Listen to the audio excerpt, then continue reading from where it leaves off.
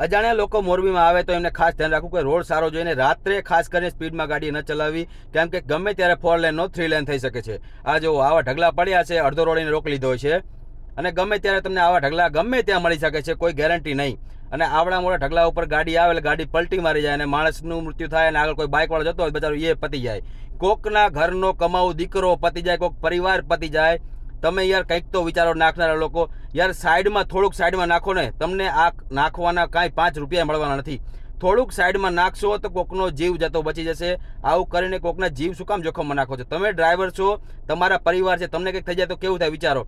તમારા આ ઢગલાના કારણે કોકના જીવ જશે તો કેવું થશે તમે વિચાર કરો ને. પરિવારની હાલત કેવી થાય છે? પાછળ જગ્યા ખાલી જ છે, થોડુંક સાઈડમાં નાખો. હું નમન કરું છું આ ઢગલા કરી નાખનાર જો બીજા છે ને એ સાઈડમાં નાખ્યા છે, એની સમજદારીને સલામ છે. થોડુંક એમને વિચાર્યું બીજાનું. તો યાર તમે થોડુંક માણસ બનીને થોડુંક તો વિચારો. શું કામ કોકને જીવ જોખમમાં નાખો છો?